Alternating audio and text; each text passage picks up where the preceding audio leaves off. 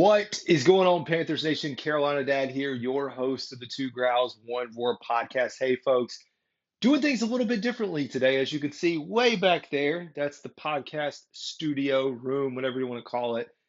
Unfortunately for me, when I record in there sometimes, I have a lot of issues with audio, with Wi-Fi, with latency. So I apologize for that. I am going to be working here for the next few months to finally get my mic upgraded, really back on par to what it was, try to work out a few kinks, maybe get a Wi-Fi connector, extender to help. But here we go. We are here today to talk about the 5 position groups with the most question marks heading into the season. And maybe it's not question marks, more or less the most to prove.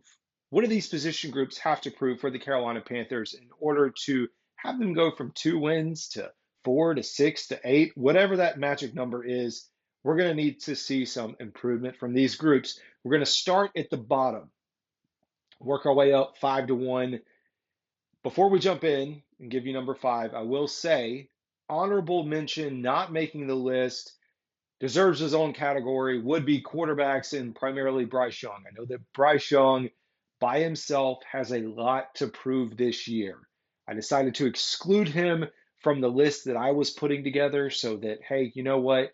I've talked about Bryce extensively. He's got his own areas and things that he needs to focus on. So I did remove him, but I didn't forget. So I do think it's important to know that, yes, I know that Bryce Young has a ton to prove this year, and there's also pressure on him. Now we'll start with number 5, and we have the tight end group. That's right, starting with tight ends. Lots of questions coming into this season around Ian Thomas, Tommy Tremble, rookie Jatavian Sanders. Is he going to be able to produce? The Carolina Panthers have been longing for a playmaking tight end since the days of Greg Olsen. Greg Olsen no longer here in Carolina, which we know, rocking it in the booth, even though he was demoted to the second tier. Tom Brady's above him. That's a whole other conversation. But yeah, this year, we do need to see more than 200 receiving yards from a tight end.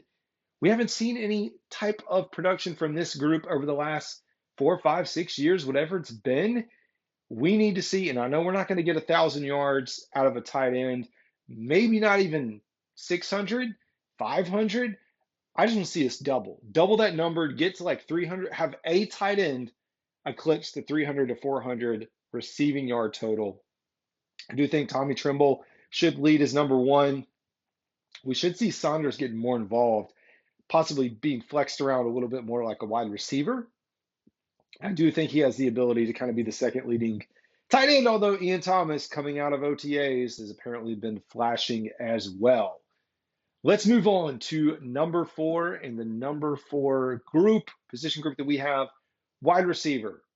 Lots for this group to prove, and I know you bring in a Deontay Johnson. Hey, I really hope that he can pan out and be a 1,000-yard receiver, the weapon that Bryce Young has needed. We've talked about his open score or his ability to get open. We know that Bryce has not had that. You talk about Adam Thielen, another year in the Carolina Panthers offense. You draft Xavier Legette. You have Jonathan Mingo coming back, Terrace Marshall Jr., Amir Smith-Marset. The list goes on and on. We could even get into some of the undrafted free agents. I just want to see this entire group take a big step forward. Show us that, hey, you know what? We may not have the really big flashy names outside of an X in Deontay Johnson, but we have the ability to get open, to get yards after catch, and make some plays for our quarterback, because that's what we need.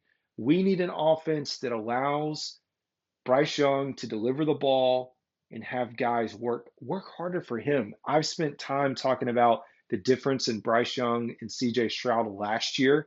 A lot of that focused around CJ Stroud's playmakers around him, position group, being able to get those extra yards after catch, almost 1,200 more yards after catch compared to Bryce Young and his weapons. So I do have them at number 4. Number 3, we're sticking with the offense, and we're going to go with the entire offensive line. There's a lot to prove there. We could go down every position, at least every starter right now, and talk about a reason why, hey, there's pressure. Number one, Ike Ekwonu. I think he probably has the most pressure on this offensive line outside of Austin Corbett.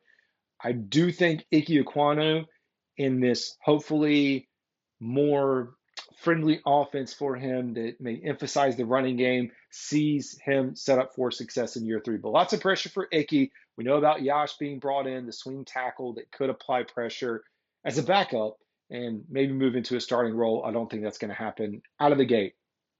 You look at Damian Lewis moving over into your interior left guard. Again, we're going through the starters right now.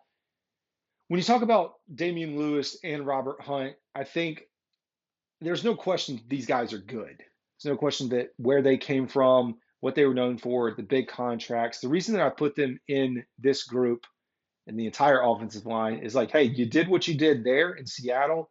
Now let's see if you can replicate that and do that here in Carolina. Austin Corbett, tons to prove here as the starting center of this team. We did not draft a center. We brought in an undrafted free agent out of Oklahoma, but we did not acquire a center either through free agency. So it's put in Austin's court.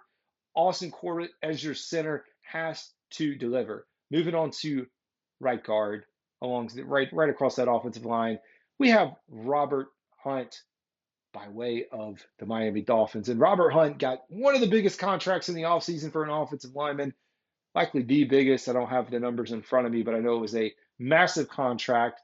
Just like I said with Damian Lewis, hey, you did what you did in Miami. Now you got to prove to us here in Carolina that you were worth the money and that you can provide Bryce Young stability inside of the pocket. Taylor Moton, out of this group, probably the least likely or least pressure out of the folks here. I don't think there's a lot, for him, although he is going to a contract year and he's making $30 million this year. Number two, we have edge, outside linebacker, whatever you want to call this position group. There is tons of pressure here. You can start with Brian Burns being gone, traded away, Ettore Gross-Matos moving on to San Francisco, even Frankie Luvu, although he is not an edge outside linebacker, who did help apply some pressure off the edge and get some sacks last year. It's a lot of question marks. You bring in a Clowney who, coming over from Baltimore, was on a really good team, put up some above average numbers. I don't think that's going to be the norm for Clowney. So you talk about potentially a dip in terms of sacks, much better run stopper. And then DJ Wonnum, who's coming off the quad injury and repair, and it sounds like that's going to take a little bit longer. And you look behind those two starters, and you're like, oh, wow, we really don't have a lot there with the DJ Johnson, Iku Leota, Barno coming off an injury, all those things underneath. How is this team going to apply pressure and get pressure on the quarterbacks next year? So I do have that as my second. Number one on the list, maybe you could have switched edge with cornerback. We're going to say number one, though, is going to be cornerback. There's a lot of reasons why. We could start with the health of J.C. Horn. Is J.C. Horn going to be able to stay healthy throughout this entire season? We could look over at the number two cornerback right now, which is a Dane Jackson. Is Dane Jackson going to be to elevate his game as the second cornerback on this roster? And we look at the depth behind them. I know we've got different skill sets below, but there's not really a clear cut. We traded away Deontay Jackson, shipped him off to Pittsburgh in the trade to get Deontay Johnson. Lots and lots of moving parts here. And for me, I do think this position group, because we haven't brought in a veteran yet, I think that there's going to be a lot of pressure for them to develop. But hey, when you're looking at and we're talking defense, I have confidence that Evero can get this thing done. So that's it, folks. Let me know if you agree with my list or if you have any counters or arguments. That's going to do it. This is Carolina Dad. Y'all have a good one.